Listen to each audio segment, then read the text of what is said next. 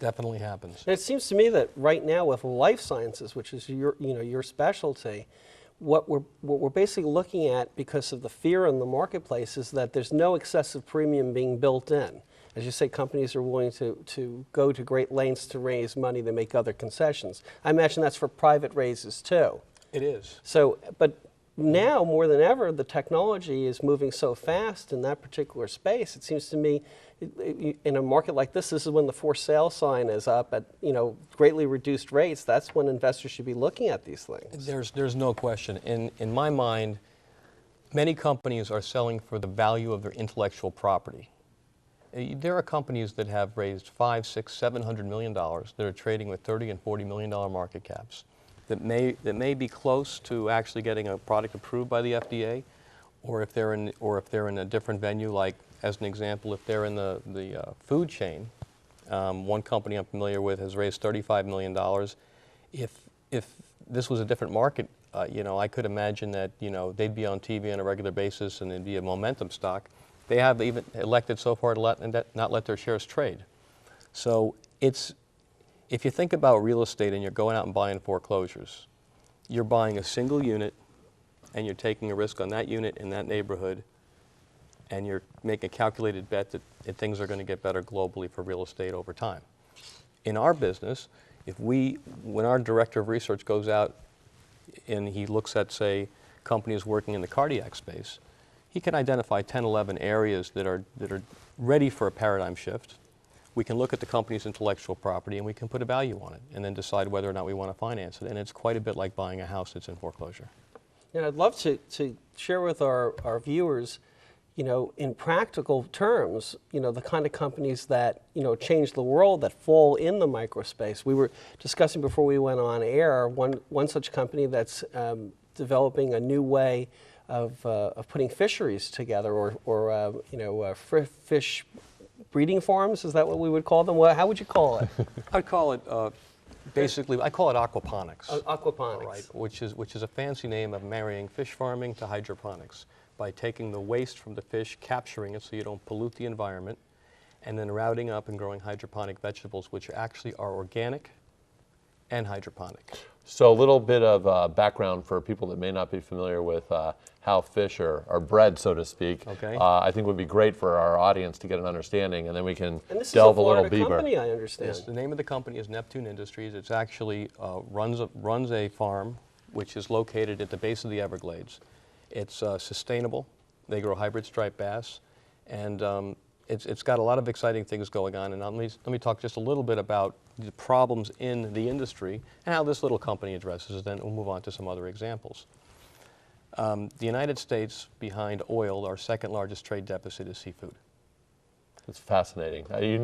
You ask the average man out on the street, no one would get that one. Yeah, but for somebody like myself who loves sushi and loves seafood, it's not hard to see that there's a sushi restaurant almost every 5 miles.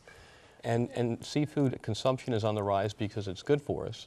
But at the same time, a lot of the wild fish that are being eaten contain mercury, PCBs. And a lot of those fish are coming out of Asia because the biggest fish farming nation in the world happens to be China. And I don't think we want to eat fish coming out of Chinese waters if we kind of know that those waters aren't very clean. So when you go to the supermarket now, you'll see label country of origin. This fish is from Ecuador, this fish is from the United States. But you rarely see the United States because the United States only produces about $1 billion worth of farm fish a year, of which half of it is catfish.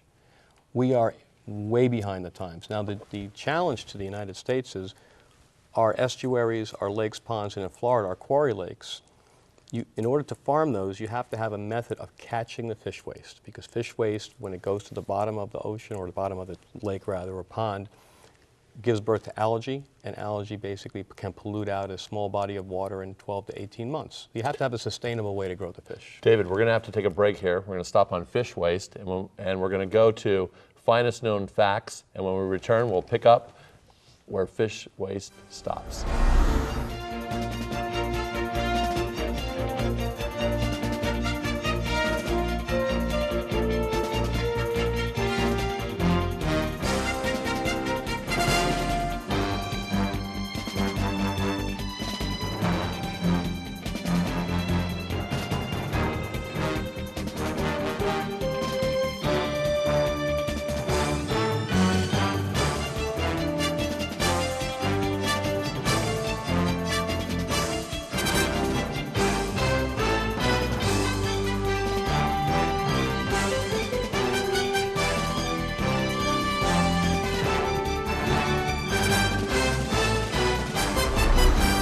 Welcome back from the break.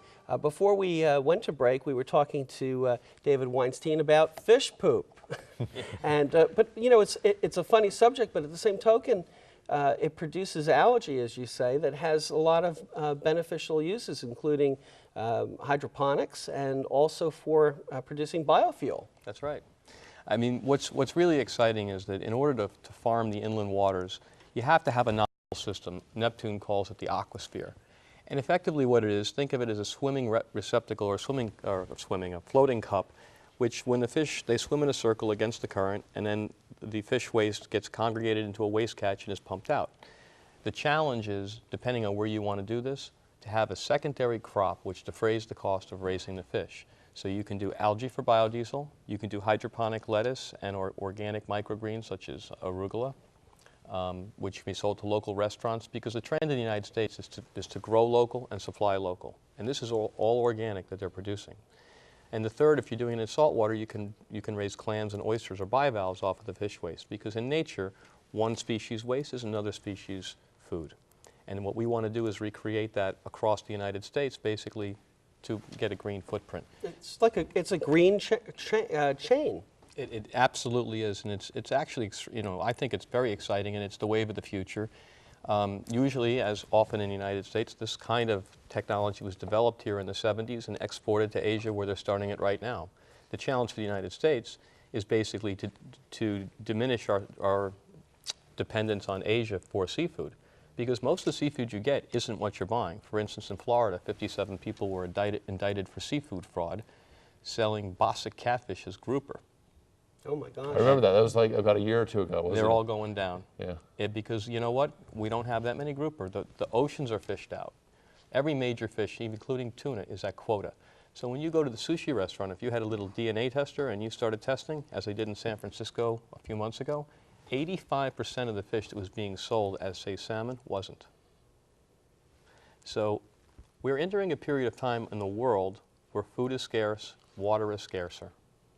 And the challenge for the world is, as we move from 50% of seafood consumption, which is farmed, to 75%, to make sure that it's done in a way that protects people. They're eating safe food and healthy food, and they